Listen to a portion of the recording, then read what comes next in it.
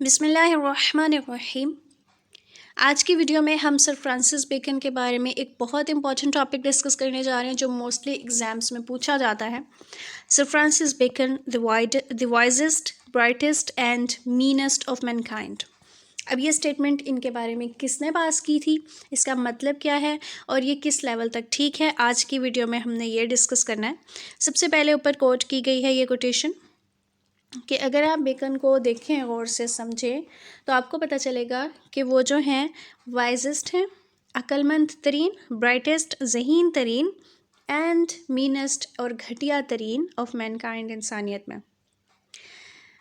अच्छा जी, बेकन जो हैं ये वाइजेस्ट थे क्योंकि उनमें वर्ल्डली विजडम बहुत ज़्यादा लेवल पर थी।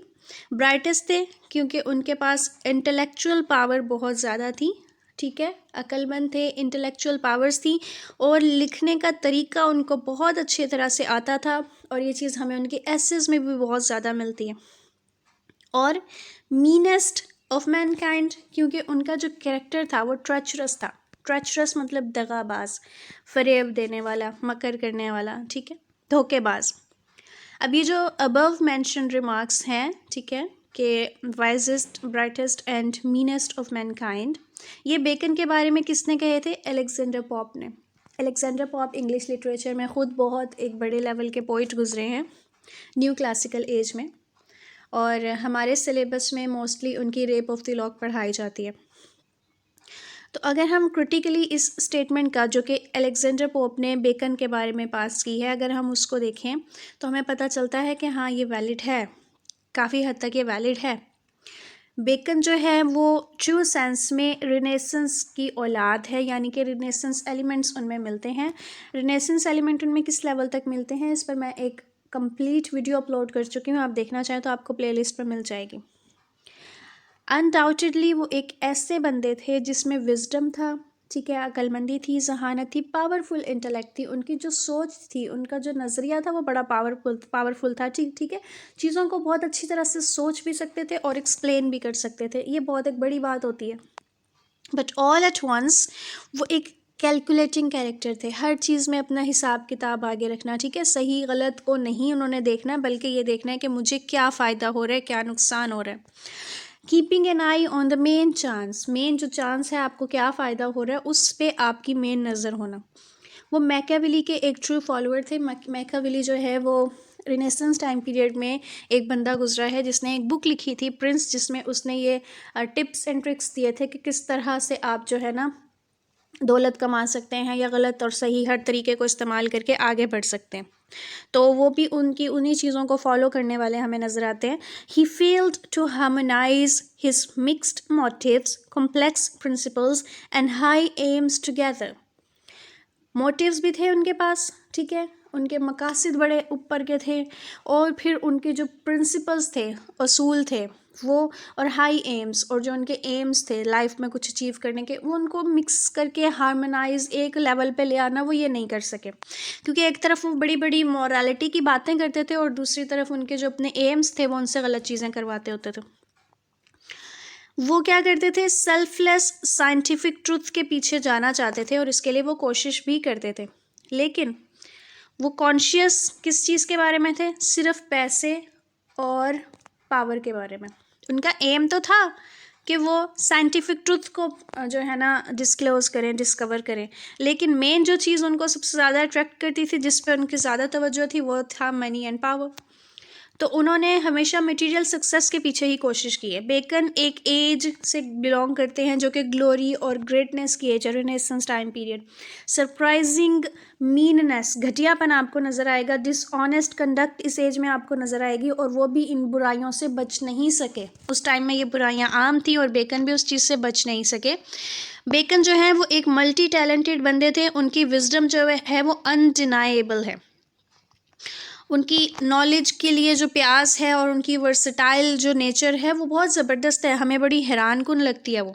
उनके पास ज़बरदस्त तरीन अकल थी। उन्होंने Greek, French, Latin, English, science, philosophy, classics और बहुत सारी अदर फील्ड्स ऑफ नॉलेज पर उनका अबूर हासिल था, उन्होंने पढ़ा हुआ था, बहुत पढ़े लिखे बंदे थे और तकरीबन हर फील्ड में उनका नॉलेज था। वो modern school of experimental research के बानी समझे जाते हैं। यानी कि इससे पहले जो भी नॉलेज, जो भी चीज़ जैसे आई वैसे ले ली के हिसाब से चलती थी, लेकिन उन्होंने ये नज़रिया दिया था कि भाई चीज़ों को जज करना सीखो, पहले एक्सपेरिमेंट से देखो जो चीज़ आपको मिल रही है, जो बात आपको की जा रही है, आया वो ठीक है या नहीं है। ठीक है, he held the man in the servant and interpreter of nature. ठीक है, वो एक ऐसे बंदे थे जो कि नेचर को डिस्क्राइब करने वाले थे। ठीक है, और वो उसके हवाले से साइंटिफिकली उसको स्टडी करने में अपनी जहन को रखते थे, और लोगों को भी वो इस चीज़ पे अर्ज किया करते थे कि जो चीज़ आपको जिस तरह से मिलती है उसको एज इट इज़ एक्सेप्ट करने की बजाय पहले उसको जज करना सीखें कि आया वो चीज़ आपको जो मिल रही है वो ठीक है या नहीं है।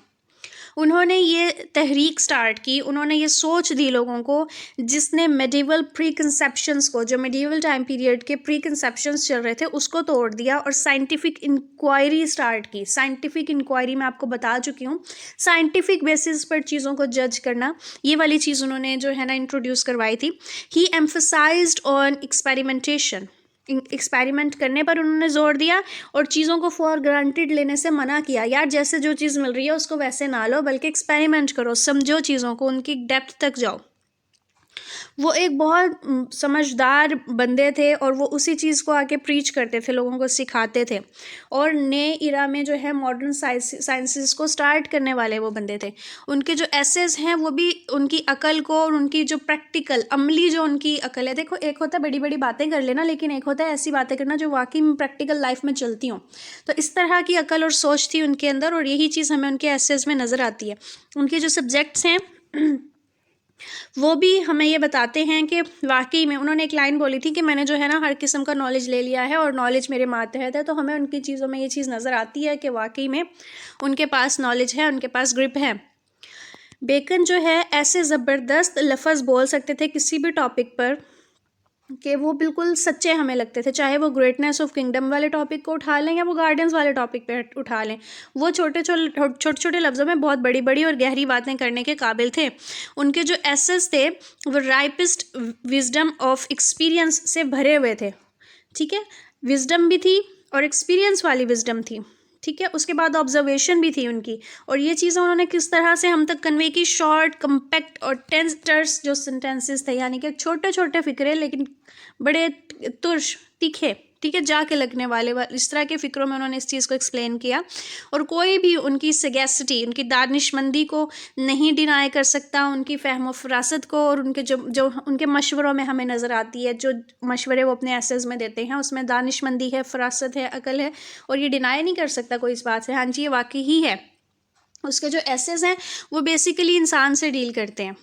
ठीक है, वो एक एबल एनालिस्ट है ह्यूमन नेचर का, ह्यूमन नेचर को बहुत अच्छे से एनालाइज करता है, और पब्लिक और प्राइवेट अफेयर्स में जो ज़िंदगी में जो भी पहलू आ सकते हैं उस पर वो बहुत अच्छे से एक्सप्लेन भी करता है चीज़ों को। इंसानी बिहेवियर के हवाले से उसके जो कमेंट्स हैं वो बाज़-औक़ात हमें बड़े काट खाने वाले लग रहे होते हैं, लेकिन वो ऐसी सच्चाई है जिसको झुटलाया नहीं जा सकता। जैसे वो कहता है कि सच और झूठ का जो मिक्सचर है वो ज़िंदगी में खुशी प्रोवाइड करता है, तो वो ठीक कहता है। वो यहाँ पर ठीक है क्योंकि बहुत सारे लोग ज़िंदगी को अनबेरेबल समझने लग जाएंगे अगर उसमें से फॉल्स होप और फॉल्स इंप्रेशंस निकाल दिया जाए। और जब वो फ्रेंडशिप के बारे में बात करता है तो उसमें हमें उसकी बातों में फीलिंग्स या इमोशंस नहीं नज़र आते, लेकिन उसकी बातें हमें सच्ची नज़र आती हैं। तो यहाँ पर हम उसकी विजडम की कुछ एग्जांपल्स देख लेते हैं कि वो जो यहाँ पर वो कह रहा है कि ऐसा बंदा जो कि बदले की आग में जलता रहता है वो अपने ज़ख्मों को खुद ही ग्रीन रखता है, हरा रखता है। और जो है आगे वो कह रहा है कि जो इंसान है ग्रेट प्लेसेस पर, मतलब जो कि बड़े ओहदे पर लोग पहुंच जाते हैं, वो 3 गुना ज़्यादा सर्वेंट बन जाते हैं, यानी कि वो 3 गुना ज़्यादा गुलाम हो जाते हैं, उनकी लिबर्टी छिन जाती है। तो एक बहुत वाइज मैन की तरह वो आइडियाज़ को इकट्ठा करता है और उनको लोगों को सिखाता है ताकि वो दुनिया में विजडम हासिल कर सके दुनियावी मामलात में। अब बेकन की ब्राइटनेस को हम डिस्कस कर लेते हैं। आप यहाँ पर इसकी हेडिंग्स दे सकते हैं समझने के लिए। पहले हमने जो है वाइजेस्ट कैसे था उसको हमने डिस्कस किया, अब हम ब्राइटेस्ट को डिस्कस करेंगे और लास्ट में हमने मीनेस्ट को डिस्कस करना है। तो बेकन की ब्राइटनेस जो है वो बेस्ट इलस्ट्रेटेड है इस तरीके में कि जब हम देखते हैं कि वो विजडम को कितनी खूबसूरती से छोटे छोटे लफ्ज़ों में बयान कर देता है और रीडर को एक बड़ा मज़ा आता है उसकी बातें पढ़ के। कॉम्पैक्टनेस जो है उसकी सोच की, मुख्तसर होना लेकिन मुकम्मल होना, और उसके एक्सप्रेशंस का कंसाइंस होना, ठीक है, मतलब ये कि टू द पॉइंट लेकिन बहुत गहरी बात उसकी जो करना है, ये उस टाइम में जो है ना लैंग्वेज में इतना ज़्यादा काम नहीं हो रहा था, इतने ज़बरदस्त तरीके से नहीं हो रहा था, तो ये उस टाइम की एक बहुत बड़ी बात है। उसके जो एसेज हैं वो कहावतों से और जिसे कहते हैं ना ज़रबुल मिसल, उनसे भरे पड़े हैं। वो अपने आइडियाज़ और जो उसके आर्ग्यूमेंट्स हैं उनको वो किससे सपोर्ट करता है, वो कोटेशंस बताता है, वो पिछले हवाले देता है, वो मिसालें देता है, ताकि वो ये बता सके, जिससे हमें पता चलता है कि भाई उसके पास बहुत नॉलेज है, बहुत लर्निंग है। उसकी जो सिमिलीज़ हैं, जो वो मिसालें देता है, वो बहुत ज़बरदस्त होती हैं। और उसके जो विटी फ्रेजेज़ हैं, अक्लमंदाना फ़िक्रे होते हैं, कॉम्पैक्ट एक्सप्रेशंस हैं। वेटी थॉट मतलब ये कि बहुत यार ज़बरदस्त तरीके से, बहुत अच्छे तरीके से वो अपने बात को बताता है, और उसकी बात का भी बहुत वज़न होता है, उसकी बात बेवज़न और बेवजह नहीं होती है। तो इससे हमें उसकी ब्राइटनेस का पता चलता है। कुछ फ़िक्रे उसके हम देख लेते हैं। Suspicions among thoughts are like bats among birds, यानी कि अगर आपकी सोचों में, वो यहाँ पे कह रहा है, अगर आपकी सोचों में शकूक आ जाता है ना, शको शुबा आ जाता है, तो वो ऐसे है जैसे कि परिंदों में चमगादड़ का आ जाना। कोई जोड़ नहीं बनता, लेकिन वो नुकसान पहुँचा सकते हैं आपकी सोचों को।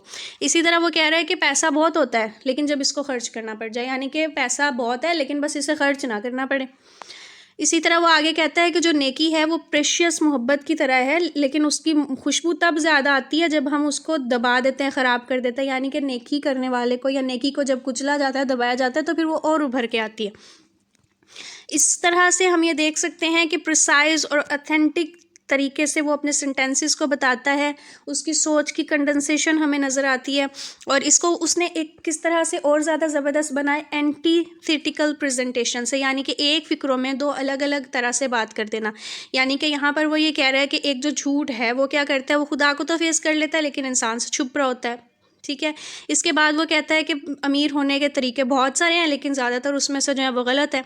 और फिर वो आगे कहता है कि ये एक अजीब सी ख्वाहिश है इंसान की कि वो पावर हासिल करने के लिए अपनी आज़ादी को छोड़ देता है।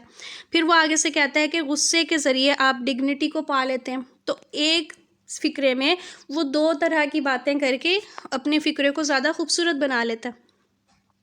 तो एंटीथीसिस बोलते हैं इसको। इस टूल के साथ जो है बेकर ने अपने आर्ग्यूमेंट को बहुत ज़्यादा स्ट्रॉन्ग और इन्फ्लुएंशियल बना लिया एक सिंपल सेंटेंस की निस्बत। उसने बहुत अकल वाले, स्ट्रेंथ वाले, प्रिसाइज फ़िक्रे बनाए, प्रिसाइज राइटिंग लिखी जो कि आज तक वैलिड और फेमस है। कोई भी बंदा इंडिविजुअली इतनी स्ट्रेंथ और इतनी सिंप्लिसिटी इंग्लिश लैंग्वेज को प्रोवाइड नहीं कर सका जितनी बेकन ने की है। बेकन जो है रीडर के माइंड तक पहुंचने की कोशिश करता है एफरिस्टिक अटैक्स के ज़रिए, यानी कि अक्लमंदाना बातें करता है और बड़े अच्छे तरीके में करता है, और फिर वो इंसान के दिमाग तक पहुंच जाता है, रसाई हासिल कर लेता है। तो वो मॉडर्न प्रोज का उसको पायनियर इसी वजह से कहा जाता है। तो इस चीज़ में कि इतने क्लियर, इतने तीखे और मुकम्मल फ़िक्रे लिखने हैं, मुकम्मल राइटिंग में कोई भी बंदा आज तक उसके इक्वल नहीं हो सका। तो ये फिर आगे अब हम बात कर लेते हैं मीननेस की, ठीक है। नेक्स्ट जो पैराग्राफ है वो उसका मीनेस्ट ऑफ मैनकाइंड को डिस्कस करता है। तो अब यहाँ पर ये आयरनी है नेचर की कि एक बंदा जिसके पास इतनी अकल है, इतनी फहम है, इतनी सूझबूझ है, फिर भी वो एक घटिया किरदार का मालिक है। कैसे? वो इस तरह से घटिया नहीं था, वो इस तरह से छोटा नहीं था कि वो माइज़र हो, कंजूस हो, बल्कि वो जो है काफ़ी जनरस था। अगर हम उसकी रेपुटेशन देखते हैं तो वो काफ़ी बड़े दिल वाला था। लेकिन वो किस तरह से फिर मीन था, वो था अपने फ्रेंड्स को बिट्रे किया करता था। जैसे कि एक उसका फ्रेंड था एसेक्स, उसके साथ उसने क्या किया, वो स्टोरी आप उसको गूगल कर सकते हैं। तो उसमें उसने अपनी जो है ना मीननेस दिखाई, अपना घटियापन दिखाया। दोस्तों का दोस्त नहीं था वो। तो ये जो उसने अपने दोस्तों के साथ किया, ये उसको प्रूव करता है कि वो एक अनग्रेटफुल बंदा है, वो एक कम ज़र्फ़ बंदा है। इग्नोबल का मतलब होता है कम ज़र्फ़। उसने जो फ्रेंडशिप और दयानतदारी को क्या किया, सबऑर्डिनेट कर दिया सक्सेस से, यानी कि सक्सेस के आगे उसको कुछ भी और नज़र नहीं आता था। वो किसी भी चीज़ की कुर्बानी दे सकता था। वो हमेशा अपनी निगाह किस चीज़ पे रखता था, चांस पे, कि चांस किस चीज़ का है, उसको फ़ायदा किस चीज़ से हो रहा है। चढ़ते सूरज को सलाम करता था, और जो गरूब हो रहा होता था, यानी कि जिसका ज़वाल होता था, उसको वो अवॉइड किया करता था। उसकी जो शादी है वो भी कन्वीनियंस की शादी थी। उसने पॉलिटिकल इंट्रिग्स में भी हिस्सा लेने से कोई हेजिटेशन नहीं की, क्योंकि किस लिए कि वो अपने एम्बिशन को, जो भी वो ज़िंदगी में अचीव करना चाहता है, उसको हासिल करने के लिए उसने सियासत का भी सहारा लिया। अगर हम उसके लेटर्स देखें जो उसने किंग और क्वीन को लिखे हैं, तो वो फ्लैटरी से भरे हुए हैं। फ्लैटरी मतलब मक्खन लगाना, इससे वो भरे हुए हैं। तो ये हम जब उसके लेटर्स पढ़ते हैं तो हमें यकीन करना मुश्किल हो जाता है कि यार ये उसी बंदे ने लिखे हैं जो इतना अक्लमंद है और जो इतनी बड़ी बड़ी बातें लिखता है। तो वो अक्लमंद तो था, लेकिन उसने सर्टेन इनकेपेसिटी दिखाई है इमोशंस की, यानी कि उसमें इमोशंस नहीं थे, दिमाग से चलता था, रिश्तों को भी दिमाग से लेके चलता था, और यही ट्रेट हमें उसका उसके एसेस में मिलता है। उसने प्योरली पर्सनल जो मैटर्स होते हैं ना इंसान के, जैसे कि शादी, फ्रेंडशिप, लव वगैरह, उसको भी वो किस सेंस में देखता था कि वो इनको किस तरह से इस्तेमाल कर सकता है, अपने फ़ायदे में किस तरह से देख सकता है। इसी तरह जब वो बीवी बच्चों की बात करता है तो उसको लगता है कि यार ये इंसान को आगे बढ़ने से रोक देते हैं। फिर वो आगे यहाँ पर एक बड़ी ज़बरदस्त कोटेशन है उसकी कि ऐसा बंदा जो कि दोस्त बनाना चाहता है कि वो अपना दिल उसके सामने खोल के रखे, तो वो अपने दिल के लिए ही कैनिबल है। कैनिबल होता है आदमखोर, मुर्दमखोर, अपने आप को खाने वाला, तो यानी कि वो अपने दिल का खुद ही दुश्मन है। जो बंदा दोस्त बनाना चाह रहा है इस सोच के साथ कि वो अपना दिल उसके सामने खोल के रख सके, अपनी बातें उससे शेयर करे, अपना दुख उससे बांटे, तो वो अपना खुद का ही दुश्मन है। तो इन शॉर्ट हम ये कह सकते हैं कि बेकन एक बंदा था वर्ल्डली विजडम वाला और वर्ल्डली कन्वीनियंस वाला, दुनिया के हिसाब से अक्लमंद था और दुनिया के हिसाब से ही अपनी आसानी देखा करता था। उसके पास बहुत ज़बरदस्त दिमाग था, लेकिन उसकी सोल बहुत ज़्यादा ज़बरदस्त नहीं थी। उसका कॉम्प्लेक्स और कॉन्ट्राडिक्टरी कैरेक्टर, यानी कि एक टाइम पे कुछ होना, एक टाइम पे कुछ होना, बातें कुछ करना, अमल कुछ करना, ये वाला जो कैरेक्टर है उसका, ये रीडर के लिए एक साइकोलॉजिकल इनिग्मा रहेगा, एक मुअम्मा रहेगा जिसको अंडरस्टैंड करने में उसको मुश्किल होती रहेगी। लेकिन ये कि हम यहाँ पर ये कह सकते हैं इसके बाद कि जो वाकई में वो वाइजेस्ट था, ब्राइटेस्ट था एंड मीनेस्ट था ऑफ मैनकाइंड, इंसानियत में। तो ये बात अलेक्जेंडर पोप ने की थी, और ये क्वेश्चन मोस्टली एग्जाम्स में आ जाता है। अगर आप इसको प्रॉपरली पॉइंट्स बना के कोटेशंस वगैरह के साथ लिखेंगे तो इंशाल्लाह आपका ये जो है ना 20 to 25 मार्क्स का क्वेश्चन सॉल्व हो जाएगा। कोई क्वेश्चन हो तो पूछ लीजिएगा। इंशाल्लाह नेक्स्ट जो टॉपिक है वो फ्रांसिस बेकन पर लास्ट होगा, उनका कंट्रीब्यूशन क्या था इंग्लिश लैंग्वेज और इंग्लिश प्रोज में। तो फिर उसके बाद हम इंशाल्लाह अपना नेक्स्ट कोई और टॉपिक स्टार्ट करेंगे। आप आगे क्या स्टार्ट करवाना चाहते हैं आप उसके बारे में भी कमेंट में बता सकते हैं। दुआ में याद रखिएगा। अस्सलाम वालेकुम।